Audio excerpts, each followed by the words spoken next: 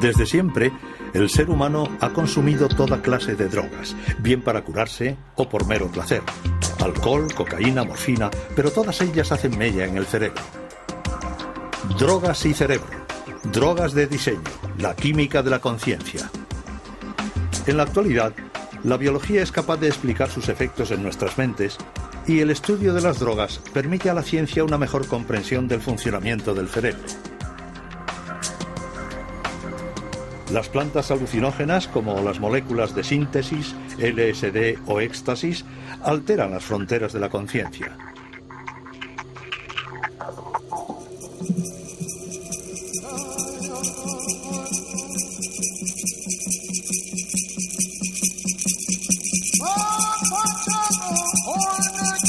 Peyote, setas, ayahuasca. Para comunicarse con el mundo de los espíritus, los hechiceros, curanderos y chamanes siempre han recurrido a plantas alucinógenas.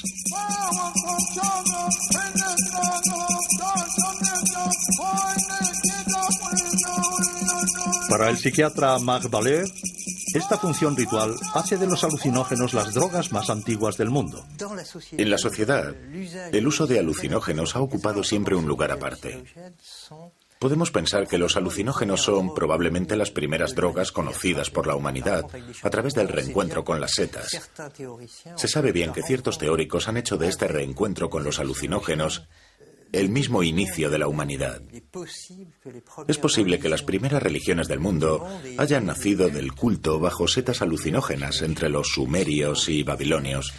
Y también se sabe que en las culturas chamánicas el uso de alucinógenos es el modo privilegiado de contactar los hombres con los dioses, el mundo profano con el mundo sagrado.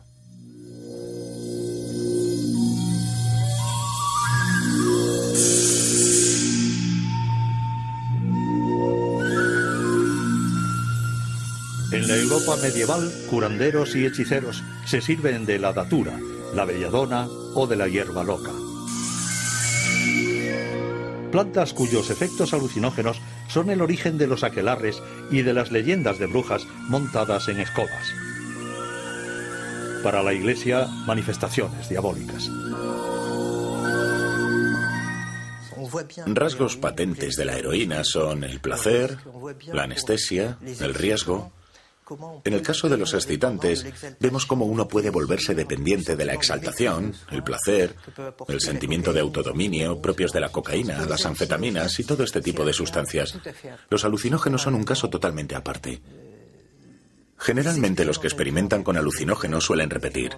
Se trata de personas que disfrutan de este tipo de experiencias, a quienes les gusta el sentimiento de despersonalización, que prefieren esa sensación de viaje. En el siglo pasado, escritores y artistas redescubren los alucinógenos. El escritor francés Antonin Artaud es iniciado en el cactus sagrado o peyote por los indios de México. Y el poeta Henri Marchot, gran experimentador de estas drogas, trató de reflejar en imágenes lo que veía bajo la mescalina, el principio activo del peyote. Lorsqu'on me proposa de faire un film sur les visions mescaliniennes, je déclarais et répétais, et le répète encore, que c'est entreprendre l'impossible. Quoi qu'on fasse, cette drogue est au-delà. Je dirais encore de ces images, et d'avance, qu'elles sont insuffisantes. Elles devraient être plus éblouissantes, plus instables, plus subtiles, plus labiles, plus insaisissables, plus oscillantes, plus tremblantes, plus martyrisantes, plus fourmillantes, infiniment plus chargées, plus intensément belles, plus affreusement colorées, plus agressives, plus idiotes, plus étranges. Quant à la vitesse, elle est telle que toutes les séquences réunies devraient tenir en 50 secondes. Sin las ratas y los ratones, jamás hubiéramos podido estudiar los efectos de las drogas. Comparten un gran número de sus genes con nosotros y las drogas desencadenan las mismas tempestades en sus cerebros. De hecho, la humanidad entera tiene una deuda moral con estos pequeños animales. Podemos drogar a las ratas, manipular sus genes e incluso diseccionarlas. Es la triste pero necesaria labor diaria de los laboratorios que comparan el estado de las ratas drogadas o genéticamente modificadas con las ratas controladas o normales.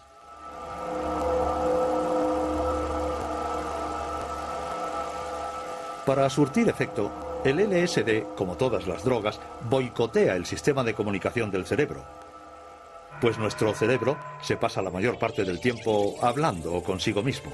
Su buen funcionamiento se basa en el diálogo incesante entre nuestros 100 millones de células nerviosas, las neuronas. Para hacer circular la información, las neuronas envían mensajeros químicos denominados neurotransmisores. Bien sea el dolor, el placer o el ritmo en el intercambio de información, los neurotransmisores regulan un equilibrio sutil y complejo del que depende el conjunto de las funciones de nuestro organismo. Entre cada neurona existe un pequeño espacio en el que reina una intensa actividad. Es aquí, en la sinapsis, en donde actúan los neurotransmisores. Para hacer circular la información de una neurona a otra, se dirigen a sus receptores correspondientes.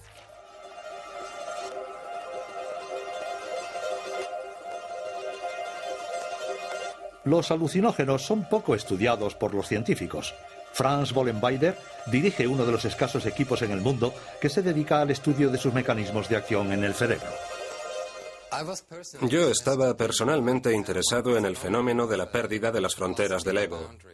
Y drogas como el LSD son unas de las pocas drogas o sustancias que se pueden usar en condiciones experimentales que inducen a este género de estado.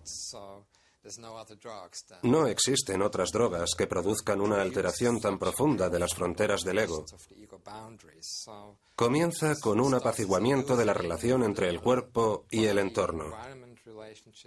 La mente se modifica tanto que uno piensa que se funde con el entorno o incluso con el cosmos en un estado de éxtasis. Por tanto, es una experiencia profunda y no tenemos ni idea de cómo ocurre eso.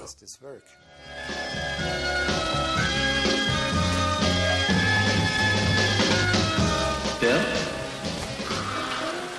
Hey, Bill? Are you all right?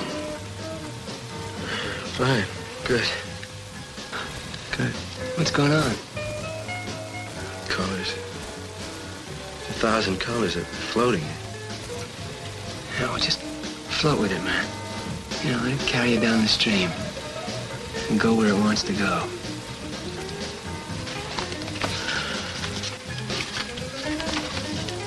You will find that you will become one with your surroundings.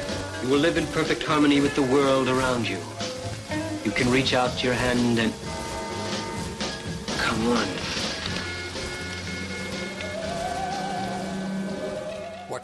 Lo que hemos encontrado, junto a otro grupo de gente, es que esta pérdida de las fronteras del ego puede ser más importante que las alucinaciones que ciertas personas experimentan cuando toman esas drogas. Porque esta pérdida de las fronteras del ego puede llevar a una especie de estado místico, lo que se denomina la unión mística, si es realmente extrema. O puede tomar otros derroteros. Uno puede sentirse hecho añicos, ansioso y dividido. No se puede obviar lo que está realmente ocurriendo.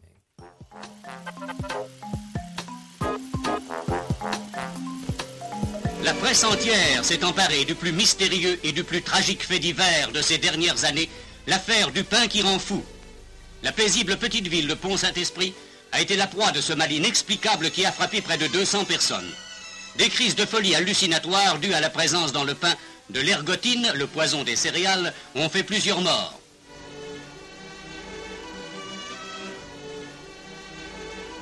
La vente du pain a été aussitôt interdite et à Pont-Saint-Esprit, les biscottes ont complètement disparu. Le passage de ces corbillards devant une boulangerie close, c'est ce que la justice reprochera à un minotier qui avait trop aimé l'argent. Esa aldea francesa se intoxicó debido al cornezuelo del centeno. Estudiando los derivados de este parásito de los cereales, el químico suizo Albert Hofmann, mientras investigaba un remedio contra la migraña, inventó en 1943 una droga que iba a sacudir a toda una generación, la dietilamida del ácido lisérgico, más conocida bajo el nombre de LSD. Para conocer sus efectos, he decidido experimentar con esta sustancia sobre mí mismo, la dietilamida.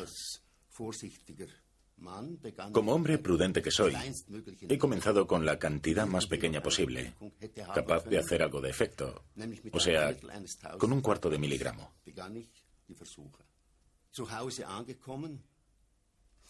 Cuando ha hecho efecto, me he encontrado en un estado psíquico extremadamente raro. Lo que me rodeaba era tan extraño que creía volverme loco. Fue unas horas más tarde cuando me di cuenta de que los síntomas iban desapareciendo, de que podría disfrutar plenamente de este estado de consciencia extraordinaria. Era totalmente sensible a todo lo que sucedía a mi alrededor. Ya no percibía los sonidos como agresivos. Al contrario, eran atractivos, bonitos y profundos. Los colores también se habían vuelto agradables. Toda la atmósfera se volvía positiva. En alguna parte el mundo se había convertido en maravilloso.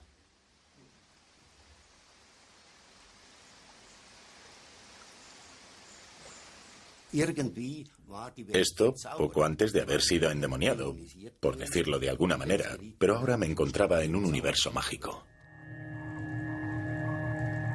Tras la Segunda Guerra Mundial, la CIA experimenta con el LSD y lo prueba como suero de la verdad. Muchos ejércitos ensayaron incluso su potencial de arma química incapacitadora. 25 minutes later, the first effects of the drug became apparent. The men began to relax and to giggle. But this man was more seriously affected and had to be removed from the exercise. After 35 minutes, one of the radio operators had become incapable of using his set, and the efficiency of the rocket launcher team was also very impaired. 10 minutes later, radio communication had become difficult, if not impossible, but the men are still capable of sustained physical effort. This man nearly succeeded in felling this tree using only a spade. But 1 hour and 10 minutes after taking the drug, with one man climbing a tree to feed the birds, the troop commander gave up, admitting that he could no longer control himself or his men. En 1954, el escritor Aldous Huxley publica Las puertas de la percepción, un libro que cuenta sus visiones bajo la mescalina y hace descubrir la experiencia psicodélica al gran público.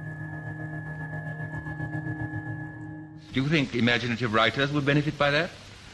Well, I think the people who would benefit most of all are professors. And this, I think it would be extremely good for almost anybody with fixed ideas and with a great certainty about what's what, to take this thing and to realize that the world he has constructed is by no means the only world, that there are these extraordinary other types of universe which we may inhabit and which we should be very grateful for inhabiting, I think.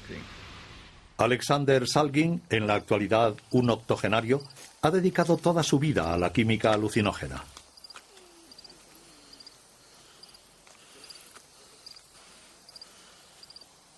En su pequeño laboratorio casero cerca de San Francisco, ha inventado más de 150 moléculas psicodélicas. Considerado un genio de la química, los resultados de sus experiencias aparecen publicados en revistas científicas. Creo que el término que Huxley utilizó, las puertas de la percepción, era de William Blake. Creo que textualmente la cita era: si las puertas de la percepción estuvieran abiertas, veríamos todo como realmente es. Creo que la idea de hacer todo absolutamente disponible y perceptible, de la misma forma que Huxley trataba de hacer entender en sus escritos, es algo peligroso. Eso es esquizofrenia. Se tiene acceso a todo en estos términos. Vaya, mira eso, míralo. Me acuerdo de esto y de aquello. He hablado con Dios y me están pasando más cosas. Y uno no es capaz de comportarse socialmente de una manera segura. Por tanto, hay un lado negativo en abrir las puertas de la percepción.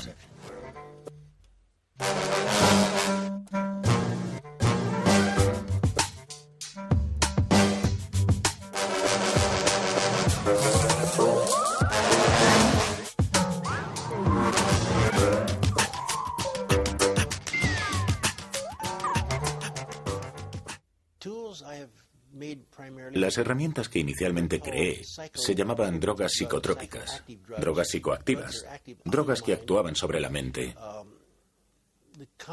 El término común original era el de drogas psicotomiméticas, en el sentido de que imitan la psicosis. Luego se las denominó drogas alucinógenas, pero no era exacto. Realmente no causan alucinaciones. Se recuerda muy bien lo que está pasando, no es como la amnesia asociada con las alucinaciones. Yo siempre las he llamado drogas psicodélicas.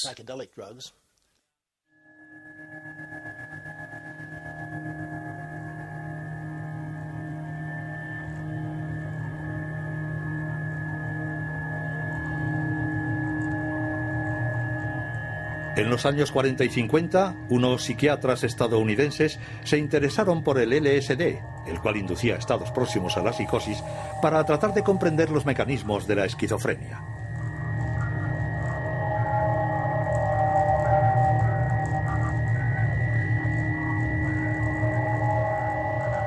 Para clasificar este tipo de drogas, un psiquiatra inglés propuso entonces la palabra psicodélico, que en griego significa que manifiesta el espíritu.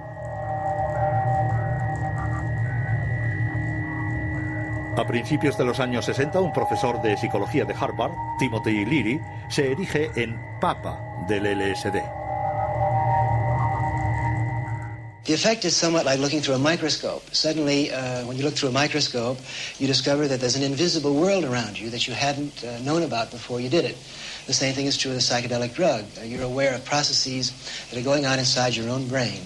You're aware of the exchange of energies that are going on between your sense organs and the energies around them that you weren't aware of before.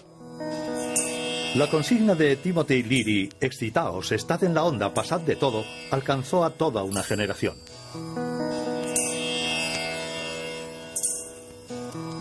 El escritor Ken Kesey, autor de la célebre novela Alguien voló sobre el nido del cuco, contribuye largamente a la difusión del ácido, sobrenombre del LSD. Con su grupo llamado Los Alegres Bromistas, recorre Estados Unidos en un autobús decorado con flores. El dispositivo de sus acid test pone las bases del estilo y de la estética psicodélica.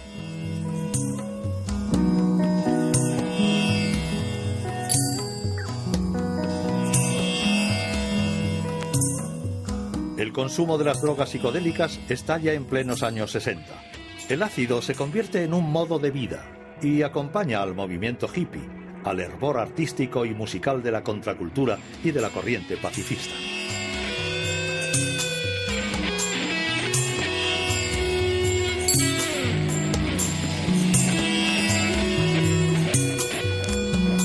Algunos políticos incluso declaran que el ácido es más nocivo que la guerra de Vietnam. En 1966, Estados Unidos, seguido por otros países, acaba prohibiendo el LSD y todas las drogas psicodélicas. Entonces se hizo muy difícil para los psiquiatras y otro personal médico utilizar este tipo de drogas como herramientas de investigación.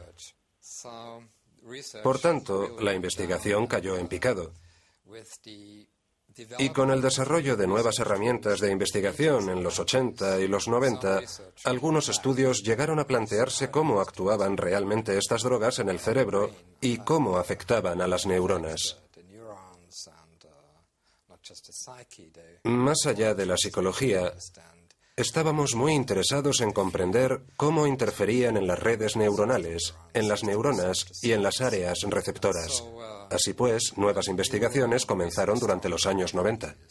Se han realizado numerosos estudios de cómo las drogas afectan al cerebro, pero con drogas que actúan sobre la mente se puede recurrir a animales de laboratorio a los que se les puede someter a radiactividad, cortar la cabeza y diseccionar el cerebro en láminas para observar dónde se ha alojado la radiactividad.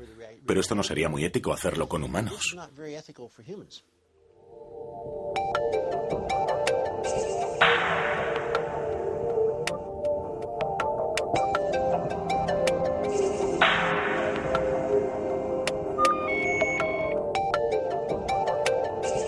There seems to be an interaction between the effects of the drug and stress.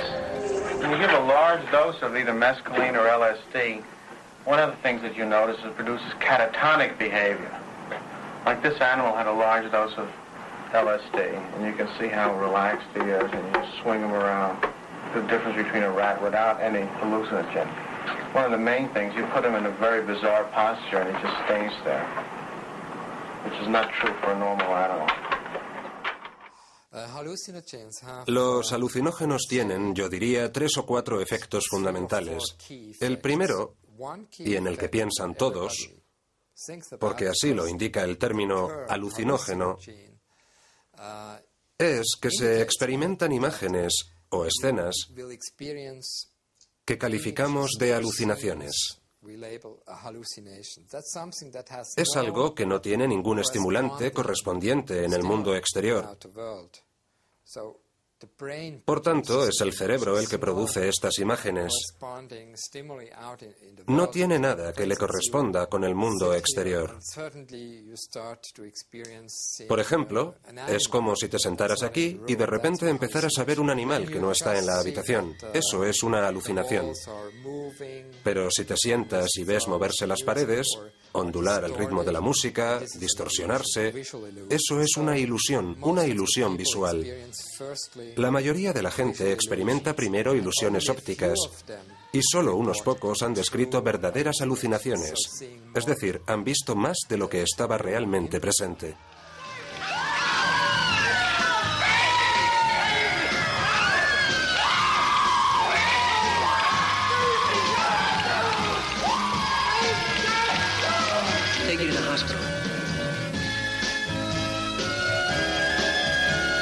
Bill, you're okay. Bill, the doctor will give you some medicine. Now, you're okay now. Bill, can you hear me?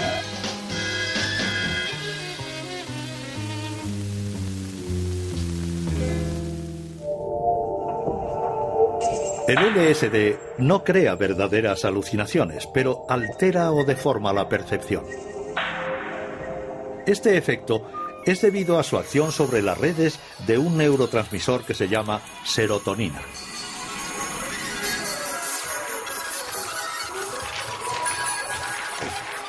El LSD se fija a los receptores 2A de la serotonina y provoca una hipersensibilidad a los colores, a las formas, a los sonidos y al tacto.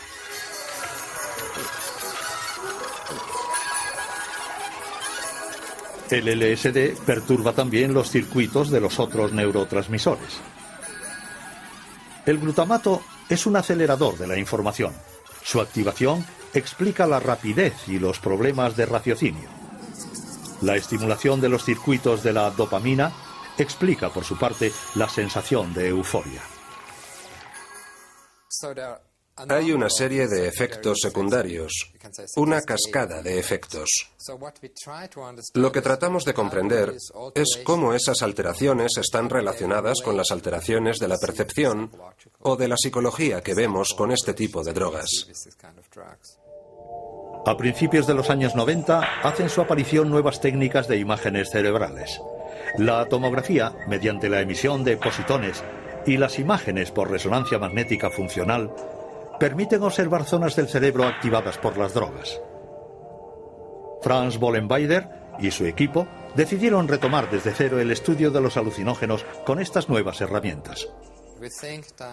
Creemos, por una parte, que las profundas alteraciones que observamos con estas drogas, cuando los individuos están eufóricos, en un estado de éxtasis, nos dan una pista de cómo, en un sentido amplio, nuestro cerebro está organizado y cómo funciona cuando se encuentra en esta especie de estado de éxtasis. Very, very cool. Very, very groovy. Y por otra parte, el otro estado, o el otro polo de esta discusión del ego, es cuando se pierde la imagen propia, cuando se pierde autonomía. El ego acaba haciéndose añicos, y esto se asemeja mucho a los estados de esquizofrenia. Usually a separate tent setup, which we call the trip tent.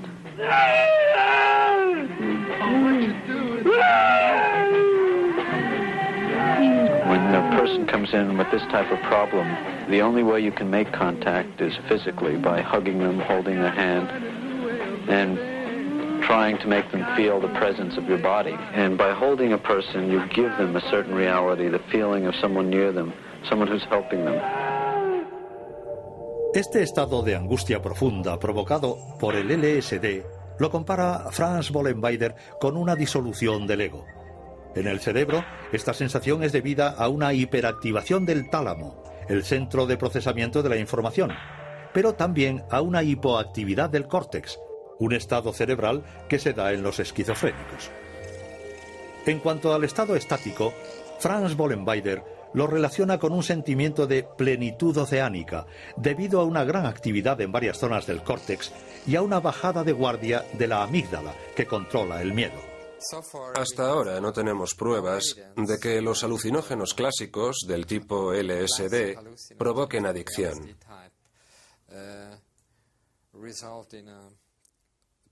Puede darse una cierta dependencia psicológica, pero básicamente no existen síntomas somáticos cuando se deja la droga, el llamado síndrome de abstinencia.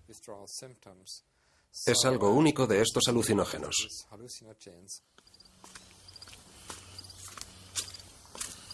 Alexander Salgin prueba los efectos de cada nueva molécula sobre sí mismo, sobre su mujer Anne y sobre un grupo de voluntarios. You're being recorded for posterity. Okay. Empiezan con dosis pequeñas, luego las aumentan progresivamente y anotan en cada etapa todas sus observaciones.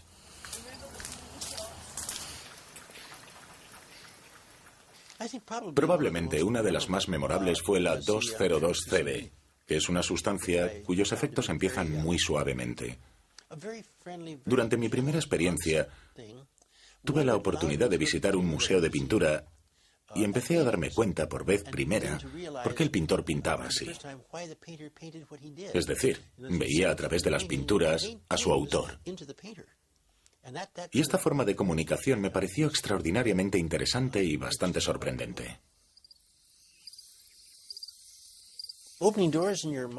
La idea de abrir las puertas de la percepción es esencial porque la mente está constituida de toda suerte de elementos, ideas, memoria, recuerdos y, quién sabe, vidas pasadas y futuras que están detrás de puertas cerradas. Y solo existe una forma de acceder, abriéndolas. Mejor de una en una porque de otra forma nos abrumaría tanta información. Pero opino que este concepto de abrir las puertas de la percepción es algo fundamental, esencial para aprender a conocernos. Todos tenemos una bestia interior y es una de las áreas de trabajo favoritas de mi esposa Anne. Hay un animal dentro de nosotros que no conocemos. No es el subconsciente, sino el inconsciente. No conseguiremos estar en paz con muchos de nuestros aspectos negativos, con nuestros problemas psicológicos, hasta que no conozcamos un poco a ese animal. Puede que nunca estemos de acuerdo con él, pero el tema no es solo si deberíamos conocer a ese animal, sino también observar el mundo a través de sus ojos, aunque sea durante un breve momento. Este género de cosas puede resolver muchos problemas psicológicos. Por tanto, abrir este tipo de puertas es un concepto real.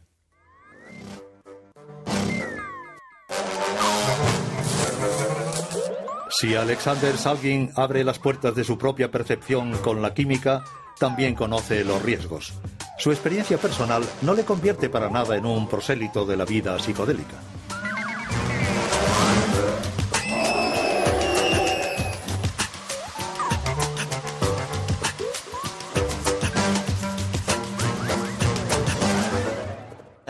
Intento no ser un consumidor crónico de productos psicodélicos porque lo que yo encuentro excitante es el descubrimiento. No la explotación, sino el descubrimiento. Y quiero mantenerme capaz de hacerlo. El descubrimiento más famoso de Alexander Salgin es el éxtasis, que se convertiría en la droga más popular entre los jóvenes. De hecho, la molécula del éxtasis, la MDMA, fue inventada y patentada en Alemania en 1914, sin que se le encontrara una utilidad. Alexander Salgin se interesó por ella en los años 70 y le encontró un perfil muy particular. Era una especie de producto químico nada interesante, pero que estaba ahí y nadie le prestaba atención. Lo publiqué creo que a principios de 1970. Luego me enteré a través de un amigo que esta sustancia no psicodélica estaba siendo utilizada en Chicago. Así que analicé su estructura, la sinteticé y creé un compuesto fascinante. Mi relación principal con la sustancia es que fui el primero en describir su acción sobre el hombre. Pero yo no soy en ningún caso su inventor. Publiqué un texto con un par de personas más en una revista científica y lo presentaba como algo que abría la actitud de una persona hacia sí mismo. A su vez, sugerí firmemente que sería una buena herramienta terapéutica. Y efectivamente fue utilizada en psicoterapia durante 3 o 4 años en varios lugares del mundo hasta que fue declarada ilegal. Todas estas drogas del tipo MDMA son muy diferentes, por ejemplo, de los alucinógenos. Primero, porque no producen alucinaciones. Es inusual. Quizás solamente con dosis altas. Y segundo, porque facilitan el buen estado de ánimo, estimulan la comunicación. Algunos las denominan drogas prosociales.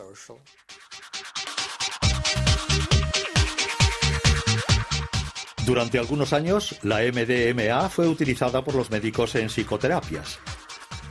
Pero después de su prohibición, la MDMA o éxtasis se convirtió en una droga sinónima de fiesta. Muy eficaz contra la fatiga, el éxtasis es sobre todo utilizado por amantes de la fiesta y el baile. Lo consumen cerca de 8 millones de personas en el mundo.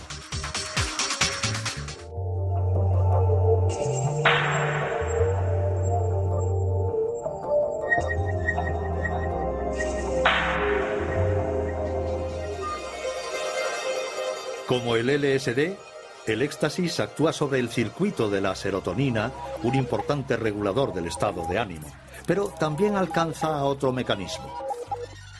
En un cerebro sin droga, la serotonina es recaptada por una especie de aspirador molecular, el transportador. Esta limpieza permite a la sinapsis mantenerse preparada para recibir otro mensaje. El éxtasis bloquea este transportador. Un torrente de serotonina se vierte entonces en las neuronas y provoca una sensación de alegría y empatía. El problema es que las reservas de serotonina se vacían completamente. Las neuronas ya no pueden funcionar como antes. Si uno toma 2, quizás 3 comprimidos de esta droga, creemos que los almacenes de serotonina se vacían. Son necesarios 2 o 3 días para que vuelvan a llenarse de nuevo. Es lo que típicamente le ocurre a aproximadamente 1/3 de los sujetos estudiados. Con una sola dosis, afirman que después de 2 o 3 días sienten una especie de tristeza a mitad de la semana. A escala celular, el éxtasis actúa sobre las neuronas con serotonina. Con las técnicas de la imagen aplicadas a la medicina, ahora se puede determinar qué regiones del cerebro son alcanzadas por la droga.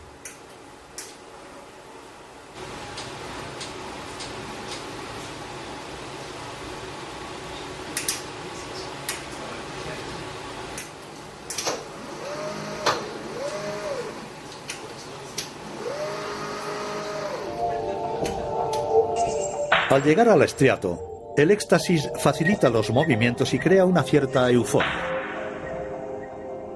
También actúa sobre la amígdala, lo que explica la desaparición de los miedos, tanto de los demás como de sí mismo, y genera esa famosa empatía que buscan sus consumidores. Pero el éxtasis alcanza también a varias zonas del córtex, como el córtex prefrontal, la sede de las facultades intelectuales. Es en esa zona donde el éxtasis daña a las neuronas con serotonina.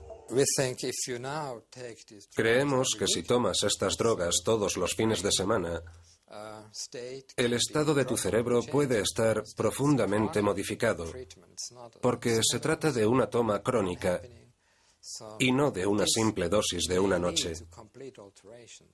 Esto puede llevar a completas alteraciones de la capacidad del cerebro para producir serotonina, para liberarla. Por eso pensamos que es el lado malo de la MDMA cuando se consume con frecuencia. Atacadas por el éxtasis con regularidad, ciertas neuronas con serotonina no consiguen regenerarse. Estudios con animales demuestran que el éxtasis puede ser neurotóxico, es decir, que puede destruir las neuronas, daños que parecen irreversibles y que pueden arrastrar depresiones crónicas. Creo que la MDMA, contrariamente a otras drogas, tiene un potencial neurotóxico mucho más fuerte. Es más peligrosa que otras drogas con efectos comparables a los de la MDMA, como por ejemplo los alucinógenos, para los cuales no hemos observado alteraciones a largo plazo. Por tanto, la MDMA es un caso especial. Es difícil dar recomendaciones para su consumo, pero es mejor no tomar esta droga con frecuencia. Y si alguien me pidiera mi opinión, le diría que ni se le ocurra probarla, para no correr ningún riesgo.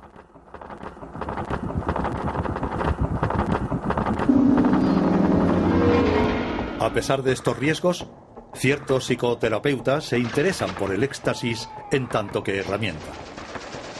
Sobre todo para ayudar a pacientes que sufren el síndrome del estrés postraumático.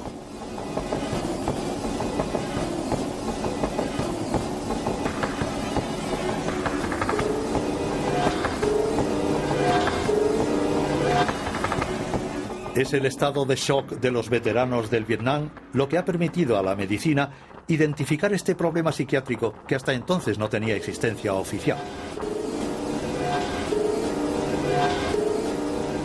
En España, el psicólogo José Carlos Bouso ha prescrito pequeñas dosis de MDMA a pacientes víctimas de violaciones o agresiones sexuales.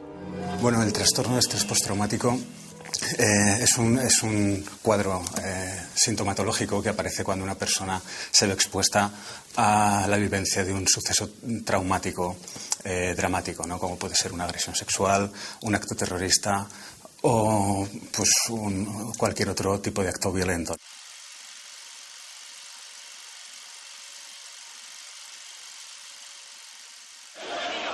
La bombe humaine a explosé en plein cœur du grand marché de Tel Aviv. Une trentaine de blessés sont immédiatement évacués vers les hôpitaux, 2 dans un état critique. Il y a au moins 3 morts, parmi lesquels le terroriste. Selon les services israéliens, il avait 18 ans, il est venu d'un camp de réfugiés proche de Naplouse et serait passé par Jérusalem. Plusieurs personnes sont en état de choc. La gente pues revive de manera incontrolada el suceso con la misma carga e intensidad emocional con la que se vivió cuando ocurrió.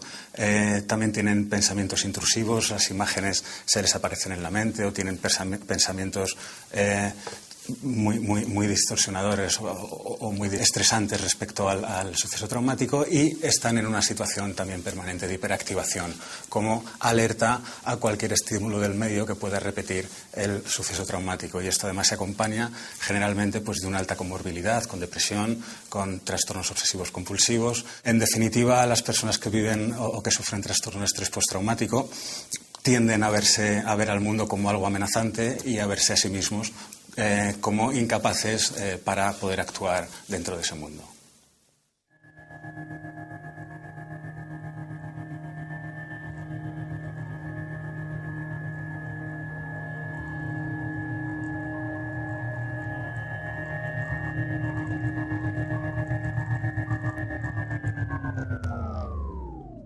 Y la MDMA actúa de manera muy específica sobre el miedo, ¿no? Haciendo que las personas, pues bueno, los mayores miedos que no tienen que ver con los miedos propios de la vida o del vivir, sino pues todos estos que nos generamos por haber sufrido un trastorno o una situación especialmente estresante o por cualquier otra circunstancia. La MDMA es como si actuara específicamente sobre el miedo y lo eliminara, o al menos lo reduciera durante una serie de horas, que es lo que dura el efecto farmacológico de la MDMA, y esto permite a las personas trabajar sus experiencias internas sin estar bajo una situación de miedo permanente.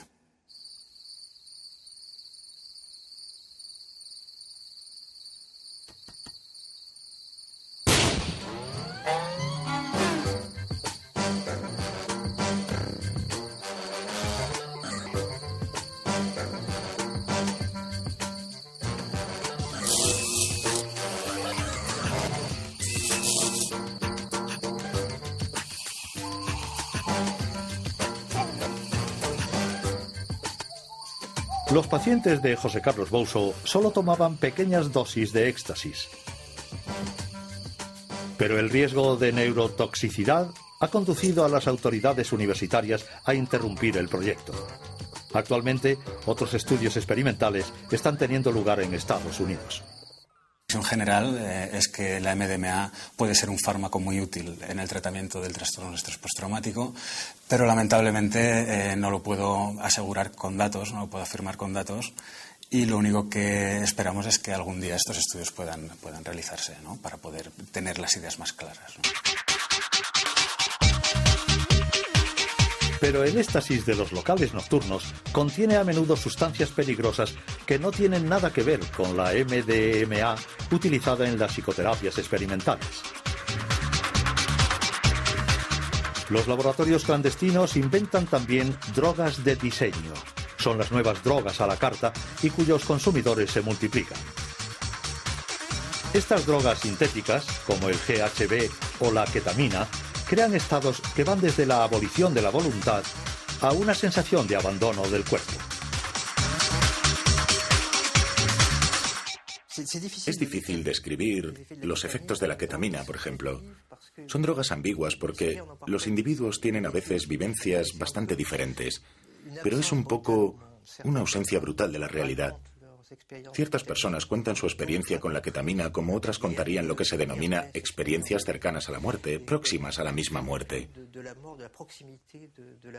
Se podría decir que con estas sustancias se puede experimentar el hecho de abandonar las partes más evolucionadas del cerebro para regresar con bastante rapidez al estado vegetal o de cerebro reptiliano o vegetativo. Y es una experiencia que ciertas personas parecen apreciar sobremanera. Quizás el concepto de identificarse con un vegetal les resulta a fin de cuentas bastante emocionante.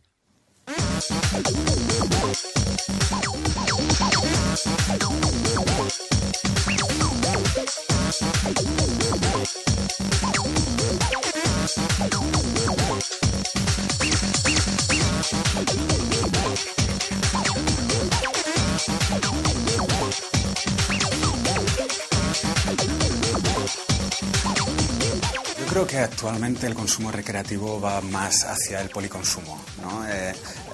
Pues hay un menú psicotrópico del que el consumidor hace uso a lo largo de la noche en función de los efectos que va queriendo o que va sufriendo o que va teniendo, ¿no? Pues si tienes estimulación, tomar un poquito de depresor para poder tal, o si estás un poco bajando de los efectos de una tal, tomar un poco más. Es decir, jugar con las distintas sustancias, aunque en realidad esta es la imagen más dramática que podemos tener de los consumidores. Por otra parte, esto también está ocurriendo en la sociedad tal normal de a pie de calle, ¿no? Cada vez tenemos más drogas o más sustancias de las que se llaman drogas de estilo de vida.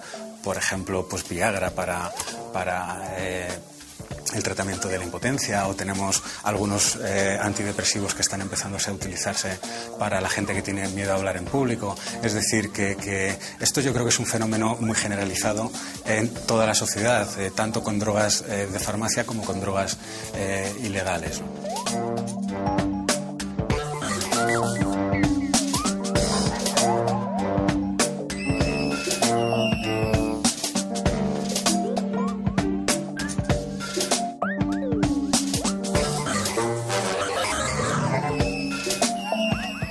Interrogados sobre lo que serán las drogas del mañana, científicos y psiquiatras piensan primero en los tratamientos médicos.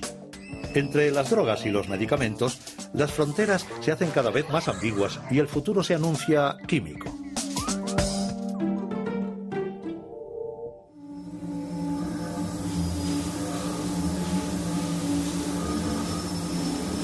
La civilización es esclava de las pastillas, una pesadilla que ya describió Aldous Huxley en 1932. En su novela Un mundo feliz, el escritor imagina una sociedad regulada por el soma, una droga omnipotente que apacigua o vuelve eufórico según la dosis administrada. You do, of course, anticipate this world of tranquilizers and pep drugs and truth drugs in your novel Brave New World, to some extent.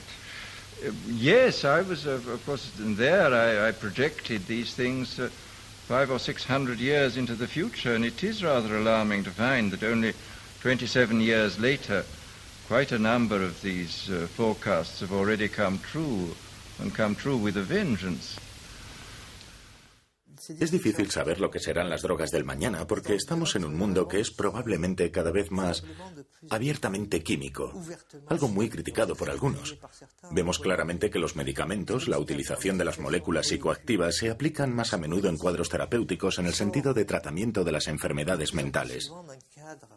Es el problema del tratamiento de la depresión. No se sabe muy bien dónde está la frontera entre la normalidad y la depresión. Lo mismo ocurre con la angustia. No se sabe de cierto a partir de qué duración de la crisis de ansiedad hay que aplicar el tratamiento. Y lo mismo ocurre con el problema del tratamiento del insomnio, etc. El consumo de antidepresivos, de ansiolíticos y de sedantes en los países desarrollados está conociendo un crecimiento vertiginoso. Este recurso sistemático a la química saca a la luz numerosas preguntas sobre la evolución de nuestras sociedades y las exigencias que pesan sobre cada individuo. La realidad es que parece ser que ahora mismo las drogas del futuro se podría decir que son quizá los antidepresivos, ¿no?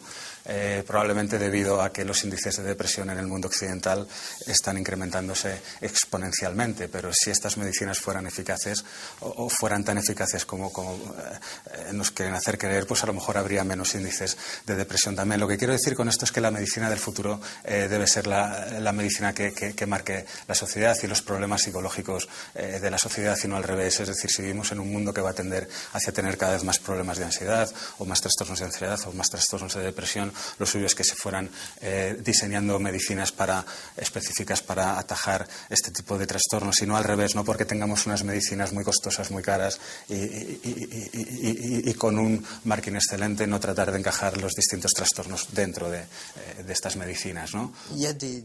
Hay médicos, en el sentido literal del término, que querrían solo sanar a los enfermos claros, que piensan que hay un abuso en el consumo de medicamentos, que todos los problemas psíquicos son tratados con medicamentos, que pronto nos levantaremos con la pastilla para despertarnos, nos acostaremos con la píldora para dormir, disfrutaremos con la pastilla del goce, comeremos con la pastilla que incita el hambre, etc. Personalmente, yo no soy tan pesimista. Opino que en realidad es el uso que le dé la gente lo que determinará el lado nocivo o el lado beneficioso de una misma sustancia. Se está estrechando la frontera entre las sustancias clandestinas y la farmacología legal. El futuro de la sociedad se dibuja bajo un trasfondo de descubrimientos asombrosos. Esclavo de las nuevas drogas y medicamentos, incansablemente empujado a hacerlo mejor, ¿el hombre del futuro será un zombi cebado de cócteles químicos? ¿O más bien sabrá hacer un uso inteligente de las herramientas de la conciencia? La respuesta no se encuentra en los laboratorios, sino en la evolución de cada uno de nosotros. A las ratas y ratones que cada día en los laboratorios contribuyen a una mejor comprensión de la conciencia humana.